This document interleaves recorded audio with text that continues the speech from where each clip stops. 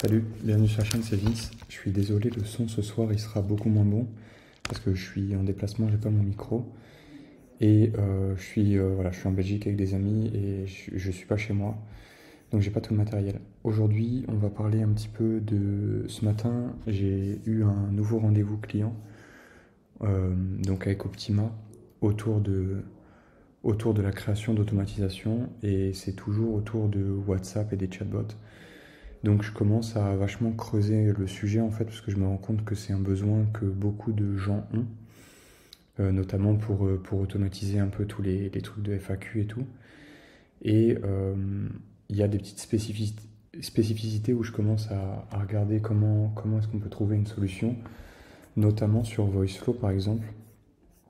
Il y a une automatisation qui est intéressante à faire, c'est que euh, hop, ici, le problème que moi j'ai aujourd'hui, c'est que si je fais quelque chose avec une knowledge base, donc ici hop, que je donne par exemple une FAQ pour répondre aux questions de l'utilisateur, alors ça galère un petit peu.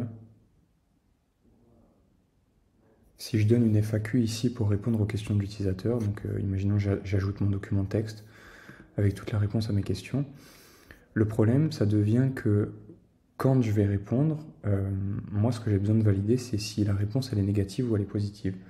Donc en imaginant que je lui ai appris à dire réponds non si tu ne sais pas répondre, je suis pas sûr.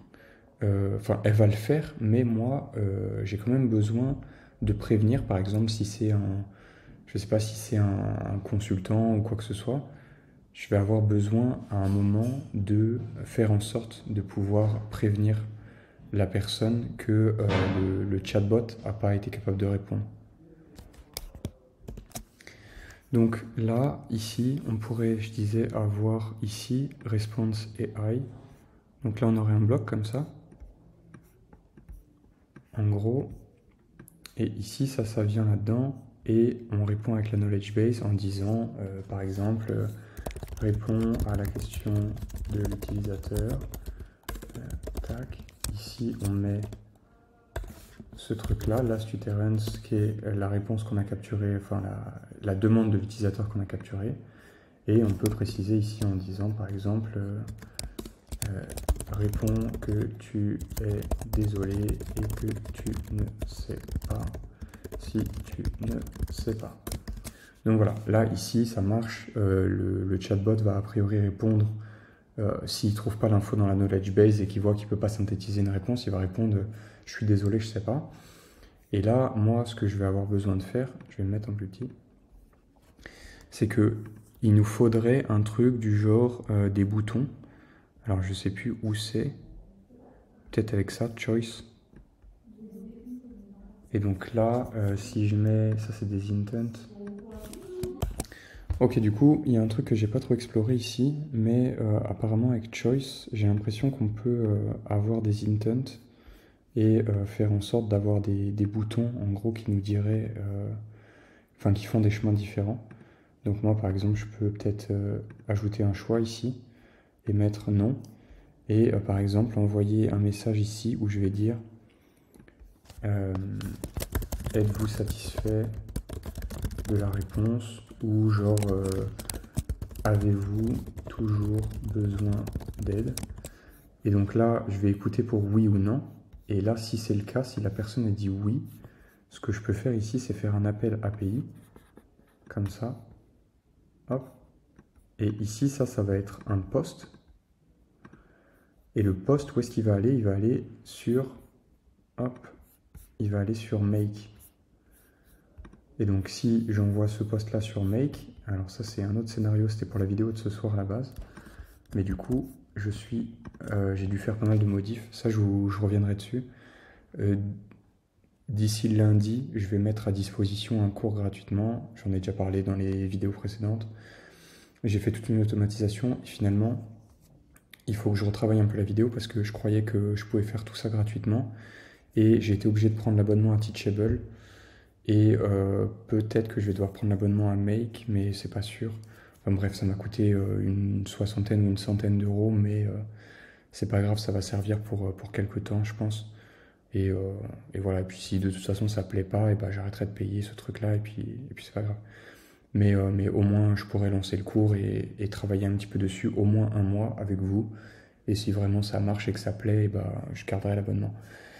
Bref, tout ça pour dire que c'est pas l'intégration Gumroad de ce soir, c'est ce qu'on peut faire du coup, c'est par exemple faire VoiceFlow vers autre chose. Et donc ici, ce qu'on peut faire, c'est avoir dans Make un nœud qu'on va appeler Webhook. Et ce que moi j'envisage de faire actuellement, c'est de trouver un autre service. Donc là, moi j'ai créé un webhook. Ça va me donner une adresse ici. Donc si je l'appelle VoiceFlow Webhook, ça me donne ce hook-là. Ce hook-là, moi ce que je peux faire derrière, c'est venir le renseigner dans l'API ici, en poste. Et dans les paramètres, je peux envoyer dans le body ici. Je vais pouvoir envoyer en row ici. Je vais générer certainement un token ici, et ça va valoir, je sais pas, tout ça, imaginons, enfin plein de caractères, pour avoir une clé secrète quand même. Et donc après, ici, ce que je peux faire, c'est avoir un filtre et dire, tac, set filter. Et ici, je vais pouvoir faire une condition en disant si token égale la valeur de tout à l'heure, alors dans ce cas-là, tu exécutes envoyer un message. Et donc l'idée, ça serait d'envoyer un message au coach ou à la personne qui est concernée par la réponse pour qu'il puisse, lui, reprendre la main et répondre directement à l'utilisateur. Si vous avez ce genre de problème, ce que vous pouvez aussi aller faire, c'est vous rendre aussi dans VoiceFlow ici. Donc si vous regardez là dans Discord, moi je me suis mis sur le Discord de VoiceFlow. Et en fait, hier et aujourd'hui, j'ai posté des messages dedans un peu pour demander de l'aide. Et il y a un mec qui m'a répondu. Et donc, truc de ouf, il m'a envoyé, et super cool en plus, c'est Norman, du coup. Il m'a envoyé un message avec une vidéo en me disant hey, écoute, regarde, j'ai bricolé une solution qui permet de faire encore mieux. En gros, lui, il a fait une interface où on peut voir l'historique du chat et où la personne, elle peut reprendre la main sur le chat. Donc moi, ça serait juste génial si je pouvais implémenter ça. Donc ça sera peut-être une solution à l'avenir. Bref, pour demain, enfin pour demain, non. Pour lundi ou demain, je sais pas encore, on verra. Mais d'ici quelques jours, je vous montrerai comment faire tout un setup. Là, je suis encore en train de le travailler pour que vous puissiez mettre un cours en ligne si ça vous intéresse et ou si vous voulez vous abonner et avoir gratuitement mon cours. Je vous montrerai tout le setup que j'ai fait. Et tout ce setup-là, il permet d'accéder à la page de cours. Moi, quand vous êtes inscrit, vous êtes directement étudiant. Et après, en tant qu'étudiant, vous pouvez vous connecter et vous inscrire au cours.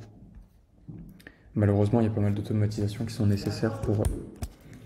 Ouais, du coup, ici, j'ai fait une interface. Là, je suis en train de travailler l'interface pour que vous puissiez vous connecter, avoir accès au cours gratuitement. Et tout ça, ça fonctionne sur la base de Gumroad, qui est ouvert ici. Vous pouvez acheter le cours gratuitement. Et sur Teachable et aussi sur, comment ça s'appelle, sur Make avec Discard Change, ça on s'en fiche, avec cette intégration là que je présenterai demain. J'ai essayé plusieurs trucs parce que en fait c'était pas possible comme je voulais, même cette automatisation là que j'avais déjà préenregistrée, ça devait être la vidéo de ce soir donc, et normalement, je voulais faire en sorte que vous soyez directement inscrit dans le cours. Mais ça, c'est pas possible. En fait, il faut l'API, ici, Make API Call. Et en fait, l'API, c'est pas de chance, mais c'est pas le compte payant que moi j'ai, c'est celui encore au-dessus. Et là, c'est comme l'autre solution que j'avais trouvée qui est Thinkific. Et c'est un truc de 160 € par mois. Donc c'est hors de question que je mette 160 € par mois dans ça. Si je dois mettre 160 € par mois, concrètement, je fais ma propre plateforme où je mets mon cours en ligne. Je vais pas le mettre sur Teachable, ça n'a pas de sens. Et ça, c'est des trucs d'ailleurs que je pourrais vous montrer certainement avec WordPress. Il y a des plugins qui servent à faire des cours en ligne qui sont, je pense, presque aussi bien que Teachable. Donc il n'y a pas vraiment, de sujet à faire un cours pour ce prix-là, quoi. Enfin, en tout cas, à moins d'avoir énormément d'étudiants qui payent votre cours, etc., ça a pas d'intérêt pour moi. Donc voilà, c'est bien. Comme je dis dans un peu chaque vidéo jusqu'à maintenant, chaque vidéo et chaque message sur Twitter fait que je rencontre des nouvelles personnes, que je retrouve, qu'on me propose des jobs et des trucs intéressants à faire. Je suis de plus en plus en train de bosser sur des automatisations et des trucs cool. Donc là, c'est un peu prise de tête en ce moment parce que je dois lire pas mal de documentation et pas mal de code. Notamment ce truc-là là, que j'ai passé la journée à...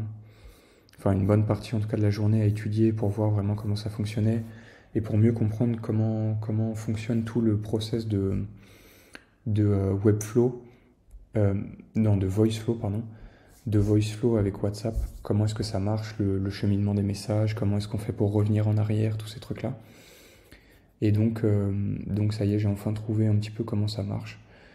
Et voilà, et puis à partir de maintenant, bah voilà, je vais essayer de mettre en place les deux projets que j'ai en parallèle, donc le projet avec Optima et le projet avec Yov.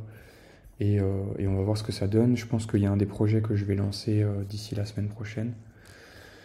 Et le deuxième, certainement dans la foulée aussi, si j'arrive à tout bien faire comme je veux.